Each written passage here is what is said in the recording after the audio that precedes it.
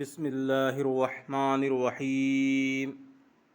ہمارے ہندوستان سے بہت دور سمندر پار پشچم کی طرف ایک ملک ہے، اس کا نام عرب ہے۔ وہاں جہالت اور گمراہی بہت پھیلی ہوئی تھی۔ اس ملک میں ایک بڑا شہر ہے۔ اس شہر میں کئی ہزار برس پہلے بھی بہت سے پیغمبر پیدا ہو چکے ہیں۔ یہیں اللہ کا گھر ہے جسے کعبہ شریف کہتے ہیں۔ اس شہر میں ہزاروں سال سے ہزاروں آدمی ہر سال حج کرنے آتے ہیں۔ اس شہر کا نام مکہ ہے۔ وہاں ایک بہت شریف عزت والے گھرانے میں ہمارے حضور صلی اللہ علیہ وسلم دوشنبہ کے دن 12 ربیع الاول 571 عیسوی کو پیدا ہوئے۔ آپ ابھی پیٹ میں تھے کہ آپ کے والد جناب عبداللہ کا انتقال ہو گیا اور آپ یتیم ہو گئے۔ بچہ جب پیٹ میں رہتا ہے تو ماں کو بہت تکلیف ہوتی ہے، متلی آتی ہے اور قے ہوتی ہے، مگر ہمارے حضور بڑی برکت والے تھے، اس لیے آپ جب اپنی والدہ کے پیٹ میں تھے انہیں کوئی تکلیف نہیں ہوئی تھی۔ آپ کی والدہ نے خواب دیکھا کہ کوئی کہہ رہا ہے کہ دیکھو تمہارے ایک بچہ پیدا ہوگا، وہ تمام انسانوں کا سردار ہوگا۔ جب وہ پیدا ہو تو تم یہ کہنا کہ میں اس بچے کو اللہ کے سپرد کرتی ہوں اور اس بچے کا نام محمد رکھنا۔ آپ کے پیدا ہونے سے پہلے اور پیدا ہونے کے بعد بڑی بڑی برکتیں دکھلائی دیں۔ جس سال آپ پیدا ہوئے اسی سال ملک یمن کے بادشاہ ابرہہ نے بہت سے ہاتھی لے کر مکہ پر چڑھائی کی اور کعبہ کو گرانا چاہا، مگر مکہ والوں میں اتنی ہمت نہ تھی کہ اس کا مقابلہ کریں اور اس سے لڑیں۔ بس اللہ نے آسمان پر ننھی ننھی چڑیاں بھیجی۔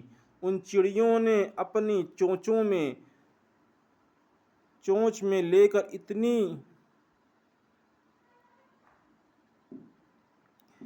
کنکریاں برسائیں کہ سب ہاتھی مر گئے اور ابرہہ اس کا لشکر پریشان ہو کر بھاگ گیا۔ جس وقت آپ پیدا ہوئے ملک ایران کے بادشاہ کے محل کے 14 کنگرے خود بخود گر گئے۔ وہاں کا بادشاہ اللہ کو اور اس کے حکم کو نہیں مانتا تھا اور آگ کی پوجا کرتا تھا۔ اس کے یہاں ایک جگہ پر آگ جل رہی تھی جس کو ایران کے لوگ 1000 سال سے برابر جلا رہے تھے اور بجھنے نہ دیتے تھے۔ جب آپ پیدا ہوئے تو خود بخود وہ آگ بجھ گئی اور اللہ نے بتلا دیا کہ دیکھو ہم نے اپنا پیارا بندہ زمین پر بھیج دیا ہے اور تم لوگ آگ اور پتھر کی پوجا نہیں کر سکتے۔ جب حضور صلی اللہ علیہ وسلم پیدا ہوئے تو سب سے پہلے آپ کی والدہ بی بی آمنہ نے آپ کو دودھ پلایا تھا۔ اس زمانے میں مکے کے آس پاس کے گاؤں سے کچھ عورتیں آئیں جو چھوٹے چھوٹے بچوں کو شہر سے لے جایا کرتی تھیں اور انہیں دودھ پلایا کرتی تھیں تاکہ وہ گاؤں میں رہ کر خوب تندرست ہو جائیں۔ سب عورتوں نے بڑے بڑے گھرانوں سے بچے لیے، مگر ہمارے سرکار کو کسی نے اس لیے نہ لیا کہ یہ غریب تھے، ان کے باپ نہیں تھے، اور تم جانو غریب کو کون پوچھتا ہے۔ گاؤں کی عورتوں میں ایک خاتون تھی، ان کا نام بی بی حلیمہ تھا۔ وہ بہت غریب تھیں، ان کے پاس جو اونٹنی تھی وہ بہت کم دودھ دیتی تھی اور ان کی سواری کا گھوڑا بھی بہت دبلا تھا، خود ان کے پیچھے بھی بہت کم دودھ ہوتا تھا، اس لیے ان کا بچہ عبداللہ بیچارہ بھوکا رہتا تھا۔ تو سب عورتیں تو بچے مل گئے مگر انہیں نہ ملا، وہ بیچاری بہت رنجیدہ ہوئیں۔